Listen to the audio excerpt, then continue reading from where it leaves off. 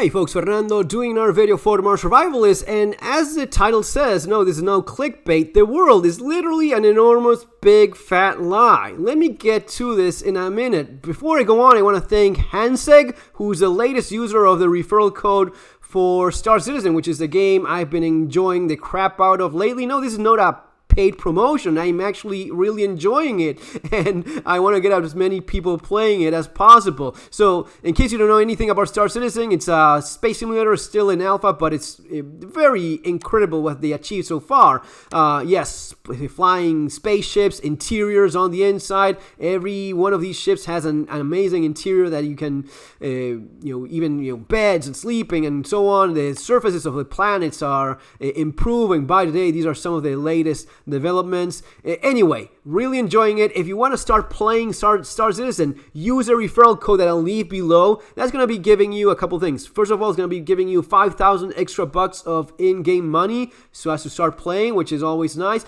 But especially this week, this is going to be a free fly week. If you use it right now, you also get a free ship. This is a Drake Dragonfly ship. This goes for like 44 bucks in actual real money for people that buy it during the year. Right now, you get it for free. Not only that, as a appreciation, I'll add you, if you use a referral code now, I'll add you to my friends list in Star Citizen. And during the weekend when I'm playing, you see me over there, send me a message. I'll immediately add you to my friends list, and you'll see me when I'm playing. You can join me, and we can play together, or I can help you out, which is maybe one of the more awesome, coolest aspects of the game. Playing with some friends. So yeah, really, that's what I'm doing. I'm doing this because I realize that you have to enjoy the little things, and for me, part of that is playing video games, which I've enjoyed all my life. So probably others feel the same way. It's an awesome game, really. Anyway, let's go back to the topic of the video, which will probably blow your mind. You probably know that map is not a real accurate representation of the real thing. You probably know that. You probably don't know how much of a big fat lie it really is. So this video is likely to blow your mind. Now, you may be thinking, well, Fernando, today we have technology, we have Google Maps. I can just scroll down to my neighborhood, and I can see my freaking street. What are you even talking about? This is the latest tech. Well, this is as much of a big lie as the Mercator projection is, which is this guy right here. The Mercator projection, keep in mind, it's a Mercator projection. It's not a Mercator map. The projection already in the world, this was great for navigation, straightening these lines, right? This made navigation possible, and that was fantastic. But if you look at it, this is really not what the world actually is like. Maybe one of the better representations. And if I move this around, you would have a hard time recognizing this, blue marble, really, which is not a exact representation, but a lot closer, given that is somewhat of a sphere. The planet, you have the poles, there's a specific shape. It's not perfectly round, but this is a lot closer than it actually is. And as I move it around, you may realize the differences. You may not. Maybe you don't see it, but you can tell right away that there's something fishy going on here. One of the best ways of checking this out is, go back to Google Maps. Again, top technology, state-of-the-art photographs. How could this not be accurate? Well, there's two things you really need to know about maps. First of all is all maps lie. All maps lie because they're not the real thing. They're a representation trying to be somewhat accurate, but all maps lie. Second, the bigger the map, the bigger the lie. Meaning that the more of a scale, the larger it is, the more likely it is to not be accurate at all. And, you cannot have a bigger map than this. This is the entire world. And here is where you start seeing some of these massive lies. I'll show you right away. For example, let's look at this part of Europe right here, okay? You have Ireland, you have United Kingdom. Let's measure some distances, shall we? Measure distance from here to here. Let's do this. Let's measure how far we can go from. So that's 633 kilometers. Now, I'm going to be pulling this back down. It's somewhat there. It hasn't got to be super accurate, but I'm going to be going down there. And this, you can do it yourself. Lisbon, so 633 kilometers. I'll go straight down there and straight down there. 910. Okay, what's going on here? Why is this real? Because when you try to stretch something that is a sphere into a 2D representation of that, you need to make certain concessions. And the more further away you move, even though these may be photographs, and they are, the more I move away, the more of a margin of error I have, and the more I need to stretch this reality so as to make it fit into my nice, tidy 2D map. Let's look at Alaska, another one. Then you may, Alaska's so massive, huge. Well, 922 kilometers. That is pretty big. Now, if I look at that, 922 kilometers, I take it here to Mexico, it's pretty much the same distance, right? Even bigger. How could that be? If I measure this with a ruler, which I did, this is going to be giving me 1.5 centimeters. This is 3 centimeters. This is twice as much, yet it is the same distance. So it's a 100% error that they have here. Well, yeah, that's the way they have to go about it so as to make this fit into a 2D map, which is what you have here. And not having like little strips, because again, if you just peel this off like an orange, if I cut this off like an orange, like a sheet of paper covering the entire globe, and I spread it over here, what you would really be seeing, that would be a bunch of lines crisscrossing right over there. But again, because of navigation, here's where we start getting into the more conspiracy theory aspect, because one of the best representations I found of this was this map from the visual, well, it's not really a map, this is the Mercator projection again, but this is from visualcapitalist.com. And what they did here is, using the Mercator projection, they superpose it with the actual size of the countries you're looking at. Look at how big the United States actually is. Look at what they call the Greenland problem actually is here. If I go by the 3D map, I see that Greenland is this island right here.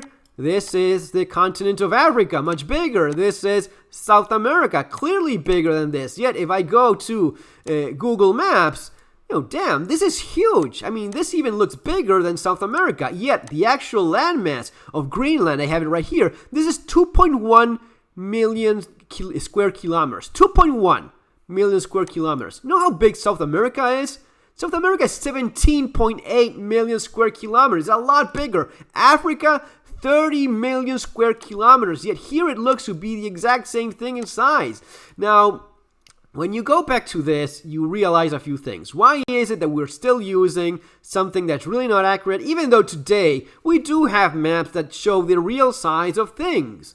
Because you have a number of maps that are a little bit more quirky, and something that you may not be used to, because your entire life you've been used to this. What Google is purposefully using right now to deceive you, and still using the same damn lie. Why is it? Well, you don't need to be a rocket scientist to figure it out. The landmass, the countries that are benefiting the most from this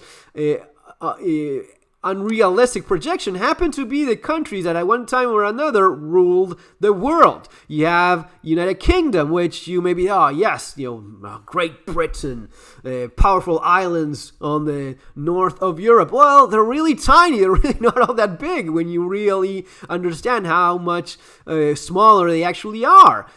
United States, if you look at countries, so understand the following. If you look at Europe, if you look at currently powerful countries, the United States, these would be the countries that at one time or another ruled the world. These would be the countries that wrote history books, geography books included. Why on earth would they choose to portray themselves in their real size when they can easily project a false image of grandeur, of size, of importance, which this is no conspiracy theory. This is, we all know size matters, man, it really does. You do not want to show yourself as, smaller or your real accurate size if you can project yourself, bigger. If someone sees a guy that is 7 feet tall, when you actually get closer and you see he's only 5 feet something, man, you would be like, yeah, that's, you're really not as big, you're really not as threatening, you're really not as impressive as I thought you were. That's why you're still using this. That's why even as I am explaining this, you probably still struggle with the idea of realizing how different this is from what you've been brought up to believe in. If you look at the Nordic countries, Norway, the wild, man, if you look at this distance, it's really impressive. I was just measuring this. You know how wide this is?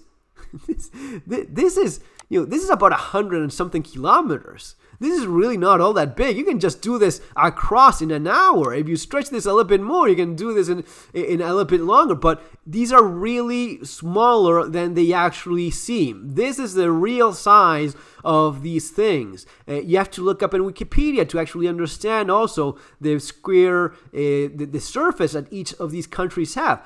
But again, you don't show yourself the real size you are if you can convince the world you're actually bigger, you're actually more important, you're actually more relevant. There's more land mass, there's more territory, there's more resources. You associate that with more power, with more people, with more weight in that global scale. It's no coincidence that the countries that are projected in their real size are countries that are really not as powerful. Sure, you have here what? You have Australia, you have my country, Argentina. Is also, because of the deformation, is also smaller than what you would see in the Mercator projection. But it's no coincidence that the one we keep on using is the one that benefits the most the countries that write history themselves. Guys, I hope you enjoyed this video. Realize this kind of thing is important so as to understand social engineering, how you're led to believe certain things, even though we're living in an age of technology where you think, oh man, we never got things so accurate. No, we're still we could use something more accurate, but we are still using this. And I'm just blown away by how, if you scroll down, again, the bigger the map, the bigger the lie. So when I get closer, I'll see my house, and this is going to be all pretty much accurate. The moment I start going away, it is all just good old bullshit. Folks, if you want to play Star Citizen, I'll be playing this weekend for sure, so give it a go. And if you're interested in survival and preparedness, realize that these are important resources right now. Street survival skills, practical aspect, bugging out and relocating, and surviving the economic collapse. My book's available in Amazon, following links below. Take care. See you on the next one.